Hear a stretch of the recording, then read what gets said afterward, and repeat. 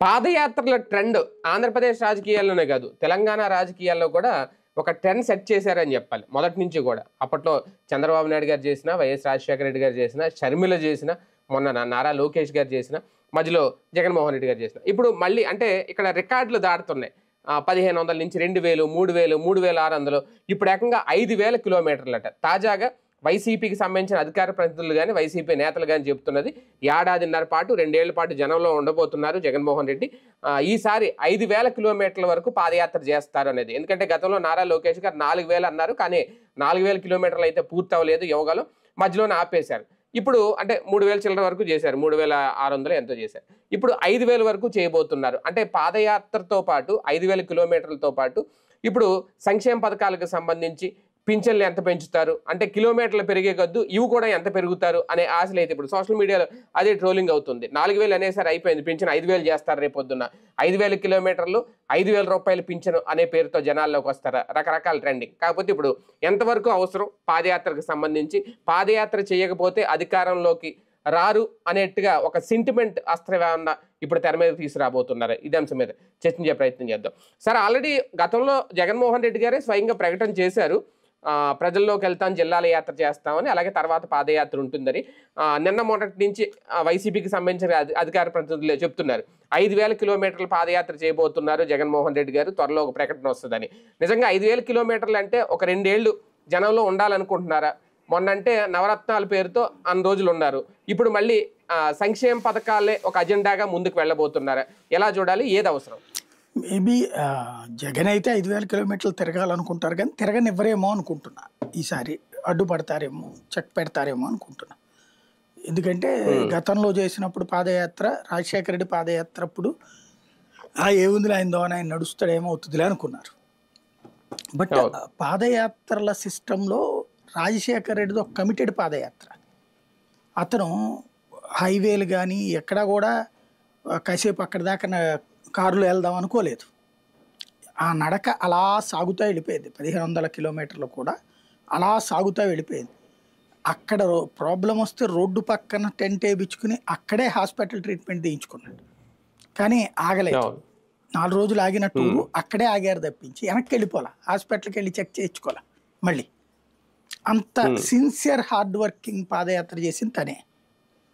తర్వాత జగన్ పాదయాత్ర, అదే చంద్రబాబు గారి పాదయాత్ర, ఆయన కాస్త బ్రేక్స్ ఇచ్చుకుని ఆయన వెళ్ళిన రాజశేఖర రెడ్డి పాదయాత్ర లాగానే ఆయన కూడా హైవేల మీద వీటి మీద కూడా సిస్టమేటిక్గానే వెళ్ళారు ఆయన కూడా. అప్పుడు ఆయన ఏమి బస్సులు లేకపోతే అట్లాగా కార్లు ఎక్కి అంత దూరం వెళ్ళటం అట్లా లేదు. తర్వాత పాదయాత్రల సిస్టమ్ మారిపోయింది. మన రాహుల్ గాంధీ వచ్చిన తర్వాత పాదయాత్ర ఎట్లాంటిది, ఊరు చివరి దాకా బస్సులు వెళ్ళటం, అక్కడ పాదయాత్ర చేయడం, దాని పాదయాత్ర ఇన్ని కిలోమీటర్లు అని వెర్రి కబుర్లు చెప్పడం, అలా నడిచింది. షర్మిల పాదయాత్ర కొంత విచిత్రంగా సాగింది. బట్ ఇదివరకటి పాదయాత్ర శాంటిటీ ఇవాళ లేదు, ఆ తరహా పవిత్రత లేదు, ఆ తరహా ఫీలింగ్ లేదు. చెప్పి మధ్యలో బ్రేక్ అవ్వడం లోకేష్ అయింది. వాస్తవంగా తను చేసి ఉండాలి, ఎందుకంటే ప్రాబ్లం ఏం లేదు కదా. బేసిక్గా అప్పటికి చంద్రబాబు గారి పాదయాత్ర టైంలో బ్రేక్ ఇచ్చారు, అదే చంద్రబాబు గారు అరెస్ట్ టైంలో, తప్పు లేదు, అంతవరకు ఓకే. ఆ తర్వాత తనక కంటిన్యూ చేసి ఉండాల్సింది. అప్పుడు ప్రభుత్వమే ఆపుతున్నది కూడా కాదు కదా పాదయాత్ర. ముందు ఇబ్బంది పెట్టారు, కరెక్ట్, జగన్ కూడా ఇబ్బంది పెట్టారు. ఆ లెక్కన జగన్కి కూడా అనేక చోట్ల పర్మిషన్లు ఇవ్వకపోవడం, ఇటు వెళ్ళడానికి వీల్లేదు, అటు వెళ్ళడానికి వీల్లేదు అని చెప్పేసి, కానీ వెళ్ళాడు కదా జగన్. అలాగే తను కూడా వెళ్ళి ఉండాల్సింది, కానీ తను బ్రేక్ చేసేసుకున్నారు, అక్కడ కట్ అయిపోయింది. అక్కడ అంటే ఇక పాదయాత్ర అప్పటికే ఒక టెండెన్సీ వచ్చేసింది, అప్పటికే పొత్తు గురించి ఒక క్లారిటీ వచ్చేసింది, జనసేన కలుస్తుంది అనేది అరెస్ట్ తర్వాత. ఇంకా పాదయాత్ర చేయడం ఎందుకని అనుకున్నారు? జగన్ ఏమన్నా పొత్తుల కోసం వెళ్ళాడా, రాజశేఖర రెడ్డి పొత్తుల కోసం వెళ్ళాడా, చంద్రబాబు పొత్తుల కోసం వెళ్ళాడా?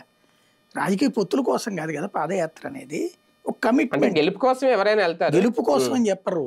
గెలుపు కోసం అని చెప్పమనండి, ఏమని చెప్తారు పాదయాత్రలకి? ప్రజల సమస్యలు తెలుసుకోవడానికి. మధ్యలో తెలిసిపోయినాయి అన్ని, అంతకుముందు తెలియలేదు. అదే కదా, అందుకే కదా యువగళం అని ప్రజా సంకల్ప యాత్ర వితౌట్ యూత్ అనమాట వెళ్ళింది అట్లాగే. కాబట్టి కాన్సెప్ట్ డిఫరెంట్. పర్టికులర్ గా ఏంటంటే ఆయన పాదయాత్ర ద్వారా కార్యకర్తలు మోటివేట్ చేశాడు, నో డౌట్. పేరుకి యువగళం అనేటటువంటిది ఉన్న యూత్ కంటే కూడా మిడిల్ ఏజ్డ్ ఆ పైన వాళ్ళు ఎక్కువగా వచ్చారు. కాకపోతే ఏంటంటే లోకేష్ అప్పటిదాకా అసలు మనం రేపు ఎలక్షన్లో పోటీకి ఉంటామా అనే స్టేజ్లో ఉన్న క్యాడర్కి లేదు లేదు పోటీలో ఉన్నాం, అట్లాగే తెలుగుదేశం భవిష్యత్తు ఇక లేదా అన్న భయం నుంచి తెలుగుదేశానికి ఒక భవిష్యత్తు ఉంది అన్నటువంటి సంకేతం ఇవ్వగలిగాడు లోకేష్. అది మెచ్చుకోవాలి. జగన్కి ఇప్పుడు అవసరం ఏంటయ్యా అంటే, ఒకటి అసెంబ్లీకి వెళ్లకుండా ఉండటం ఒక ఎత్తు, పదే పదే ఇక్కడ జనంలో లేడు, 3 రోజులే ఉంటాడు, 4 రోజులే ఉంటాడు అన్న ప్రచారం. చంద్రబాబుది వచ్చేటప్పటికి ఆయన వారంలో 2 రోజులే ఉన్నా 20 రోజులకు తగిన ప్రచారం ఉంటుంది ప్రింట్ మీడియా, ఎలక్ట్రానిక్ మీడియా. ఆయన హైదరాబాద్లో కూర్చున్నా ఆయన ఇక్కడ వీళ్ళతో మాట్లాడేసారు, వాళ్ళతో మాట్లాడేసారు, అమరావతి డేట్ లైన్ తెస్తారు. జగన్ ఏదన్నా అక్కడ బెంగళూరులో మాట్లాడితే బెంగళూరు డేట్ లైన్ నుంచినే వస్తుంది వార్త, హైదరాబాద్లో మాట్లాడితే హైదరాబాద్ డేట్ లైనే వస్తుంది. చంద్రబాబు లోకేష్ ఎక్కడ మాట్లాడిన అమరావతి డేట్ లైన్ తెస్తారు. అంటే అమరావతిలోనే ఉన్నారన్న ఒక సంకేతం. అంటే టాక్టికల్ ఇదంతా కూడా మైండ్ గేమ్ నడిపేటటువంటి. తెలుగుదేశం ఆ మీడియా మైండ్ గేమ్లో నెంబర్ 1.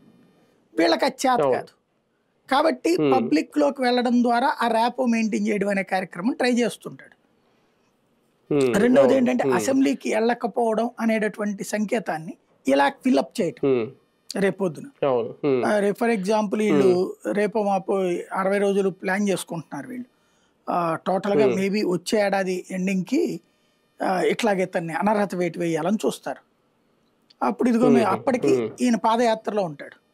ప్రజా సమస్యల ఇష్యూ గురించి పాదయాత్ర, కోర్టులో మేము వేసాం, మీరేం తేల్చలేదు, మీరు అదన్నా తేల్చాలి, అది తేల్చేదాకా నువ్వు ఏ యాక్షన్ తీసుకోకుండా ఆర్డర్ ఇవ్వండి అంటారు. మేము ఆర్డర్ ఇవ్వలేము స్పీకర్కి, కానీ దీన్ని తేలుస్తామంటది కోర్టు.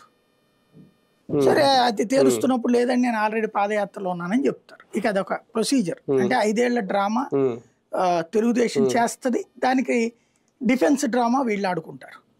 ఇది నడుస్తుంది. ఇకపోతే మీరు చెప్పినట్టు పెన్షన్ లాంటిది 5,000 రూపాయలు అనగలుగుతారా అంటే అది కూడా ముందే ఎలా చివరి రోజు దాకా సాగదీయాలి. ముందే అంటే కనుక ఇల్లు లోపు ఇచ్చేస్తారు. ఇప్పుడు అప్పట్లో జగను చంద్రబాబు నాయుడు వచ్చాక ఏది అంత ముందు ఎన్టీ రామారావు బతుకున్నప్పుడు 75 రూపాయలు హైయెస్ట్ పెన్షన్, ఏళ్ల తరబడి అట్లాగే సాగింది. చాలా కాలం అట్లాగే సాగింది. చంద్రబాబు నాయుడు ఉన్నప్పుడు కూడా 75 ఇచ్చారు. ఎక్కువ కొత్తగా పెన్షన్స్ కూడా ఇవ్వలేదు. ఎందుకంటే ఎన్టీ రామారావు దగ్గర నుంచి పార్టీ తీసుకుంది ఆయన. 95 నుంచి 2004 దాకా 75 రూపాయలే బాబు ఫిక్స్ అయిపోయారు. ప్లస్ కొత్త పెన్షన్ ఇచ్చేవాళ్ళు గారు. దాన్ని రాజశేఖర్ పాదయాత్ర తర్వాత 200 రూపాయలు చేయటం ఏకంగా, అది సంఖ్య ఎప్పటికప్పుడు 3 నెలలకు ఒకసారి ఇస్తా ఉండటం జరిగింది. ఆ 200 తర్వాత వచ్చిన రోసయ్య, కిరణ్ కుమార్ రెడ్డి కూడా పెంచలా వాళ్ళు. కాబట్టి చంద్రబాబుకు ఆ క్రెడిట్ రెండోసారి 1000కి వెళ్ళింది. ఆయన వదిలేసిన చోట అంతకుముందు పెన్షన్లను పట్టించుకున్నాడు, తన పాదయాత్ర తర్వాత తను పట్టించుకుని 1000 రూపాయలు చేశాడు హైయెస్ట్. ఒకప్పుడు అసలు తనదంటూ ముద్ర లేని పెన్షన్లో తన ముద్ర వేసుకున్నాడు. తర్వాత జగన్ పాదయాత్ర చేసినప్పుడు నేను 2000 ఇస్తానన్నాడు. అనగానే చంద్రబాబు 2000 అన్నాడు. మళ్ళీ ఇచ్చేశారు, ఇవ్వడం బిగించేశారు. అప్పుడు జగన్మోహన్ రెడ్డి నేను 3000 అన్నాడు. అప్పుడు వీళ్ళు కూడా 3కి ఇద్దాం అనుకున్నారు. ఏదో చివరిలో లాస్ట్ 1 month 2 months కొంతమందికి ఇచ్చారు కూడా. తర్వాత అయితే కొత్త వివల, వీళ్ళతో వచ్చిన ప్రాబ్లం ఏంటి, కొత్త వివల. ఇప్పుడు జగన్ వచ్చేటప్పటికి ఎప్పటికప్పుడు కొత్త ఇస్తానే వచ్చాడు. ఇప్పుడు వీళ్ళు వచ్చేటప్పటికి దాదాపు 17-18 నెలలు అయిపోయింది కదా. ఈ 18 నెలల్లో పెన్షన్ కొత్తగా ఇచ్చింది లేదు, ఉన్నాయి ఒక 7 లక్షల దాకా తగ్గించారు. 4 లక్షలు 7 లక్షలు మహిళ పింఛన్స్ అన్నారు, ఒంటరి మహిళ పింఛన్లు అన్నారు, 70,000 పింఛన్ల దాకా రెడీ చేసామన్నారు. మరి దాంతో పాటుగా ఇస్తున్న పెన్షన్లే వికలాంగుల పెన్షన్లు తీసేశారు చాలా మందికి. అలాగే మామూలు పెన్షన్లు కూడా అనర్హత అంటే తీసేశారు, నడిచినాయి. అది సాక్షి వాళ్ళ లెక్క 7 లక్షలు, వీళ్ళ లెక్కన 2 లక్షలు 3 లక్షలు, వాళ్ళందరూ అనర్హులు ఎందుకు పనికిరారు అన్న లెక్కన వీళ్ళు రాసుకొచ్చారు. కాబట్టి నడిచిపోతుంది. మేబీ లాస్ట్ ఇయర్ ఒకవేళ కనుక జగన్ 5,000 అన్నాడు అనుకోండి, వీళ్ళు లోపుగా తగ్గిస్తారు కదా జనాలకి. ఆ తగ్గించిన వాళ్ళకి అందరికి కలిపి 5,000 చివరి నెలలో ఇచ్చేసినా ఆశ్చర్యపోనక్కర్లేదు 2-3 నెలల ముందు. కానీ ఎంతవరకు మెయింటైన్ చేయగలరు వీళ్ళు అన్నదే డౌట్ ఎవరైనా సరే. ఇప్పుడు ఈ దఫా చేసే ప్రతిదానికి జగన్ ఏంటంటే ఫిగర్స్తో ప్లాన్ చేస్తాడు. ఎప్పుడు కూడా అసాధ్యం అన్న సుసాధ్యం చేసి చూపెట్టాడు. అదే సందర్భంలో జగన్ అసాధ్యం అన్నది వీళ్ళు సుసాధ్యం చేయలేకపోయారు. 4,000 పెన్షన్ వరకు చేశారు, కానీ ఫీజు రియంబర్స్మెంట్, ఆరోగ్యశ్రీ ఇవన్నీ కలిపేసేసి బోల్డ్ అంత భారం అని చెప్పాడు అతను ముందే. కానీ మేము పెన్షన్లు పెంచామని చంకలు గుద్దుకున్నారు, కానీ ఇవన్నీ ఆపేశారు. 50 ఏళ్ళకి పెన్షన్ ఆగిపోయింది, ఇవన్నీ ఆగిపోయినాయి కదా. అంటే జగన్ అది సాధ్యం కాదన్నట్టు వీళ్ళు సాధ్యం కాదని నిరూపించారు. జగన్ మాటలు వీళ్ళు నిరూపించారు. ఇప్పుడు జగన్ కనుక చెప్తే కమిట్మెంట్ ఉంటుంది ఆటోమేటిక్గా.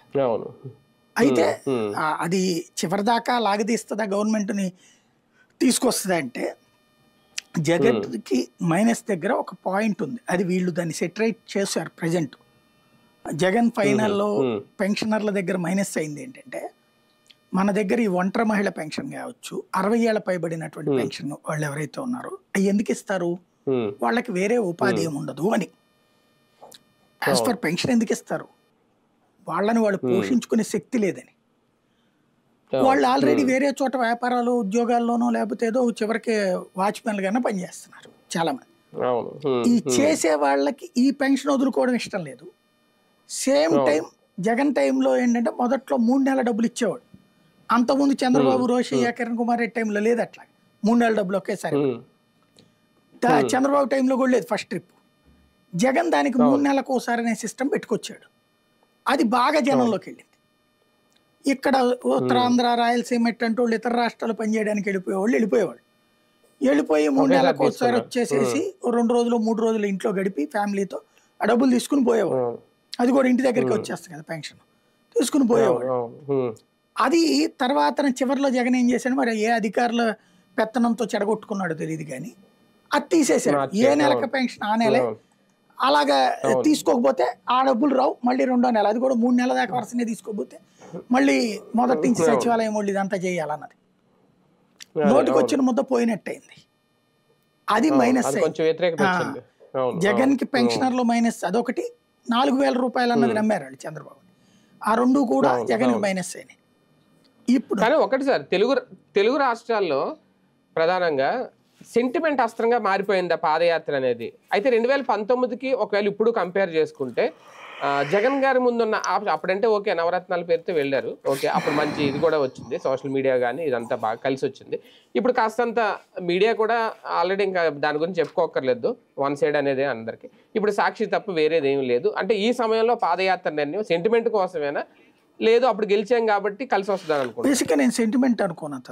అతని అవసరం ఏంటంటే జనంలో ఉండాలి అనుకుంటాడు జగన్. తను సీఎం అయ్యాక చెడిపోయాడు తప్పించి, బికాజ్ మేబీ అధికార యంత్రాంగం వల్ల ఏమో కానీ. అంటే అది కుదరదు కూడానేమో కదా అధికారంలో ఉండగా. పాదయాత్ర కాదు, మామూలుగా జనంతో తక్కువ చంద్రబాబు నాయుడు మమేకం అవుతున్నంత స్థాయిలో, లేదా ఇవాళ లోకేష్ మమేకం అవుతున్న స్థాయిలో లేడు కదా జగన్. అక్కడ అతను మైనస్ అయ్యాడు. అది ఫిల్ చేసుకోబోతున్నాడు ఇప్పుడు. మెయిన్ పాదయాత్ర సందర్భంలో కేడర్ని కలుస్తాడు. కేడర్ని కలవడం, అన్న అంటాడు, తమ్ముడు అంటాడు, రా అన్న అంటాడు, రాబా అంటాడు. ఇది ఎప్పుడైతే జరుగుతుందో ఇంటరాక్ట్ అవుతారు. ఇప్పటిదాకా జగన్ తిట్టాలనుకున్న వాళ్ళు ఏ అద్దం ముందో తిట్టి ఉంటారు, లేకపోతే వేరే వాళ్ళ దగ్గర తిట్టుంటారు. ఇప్పుడు జగన్ చూస్తే తిట్టి మర్చిపోతారు. కుర్రోడు కష్టపడుతున్నాడు మనోడు అనేటటువంటి ఫీలింగ్ వస్తుంది. అదొక సింపతి క్రియేట్ చేస్తుంది కేడర్లో ఉండే అసంతృప్తిని చల్లార్చుద్ది. రెండవది వచ్చేటప్పటికి పబ్లిక్ తో మమేకం అవుతాడు కాబట్టి కొత్త ఇష్యూస్ తెలుసుకుంటాడు. కిందసారి కొత్త ఇష్యూస్ తెలుసుకోవడం వల్లనే ఆ అమ్మ ఒడి తీసుకొచ్చాడు. ఇప్పుడు రేపొద్దు ఇంకేమైనా తెలుసుకుంటాడేమో. ఇప్పుడు చంద్రబాబు నాయుడు పాదయాత్రలు చేసేదాకా పెన్షన్ గురించి విలువ తెలియలే. రాజశేఖర రెడ్డి లేకపోతే ఆయన ఫస్ట్ ట్రిప్ చేయొచ్చు కదా. ఎన్టీ రామారావు 75 చేసినప్పుడు 150 చేయొచ్చు కదా, ఎందుకు చేయలేకపోయాడు? మనసు లేదు అప్పుడు.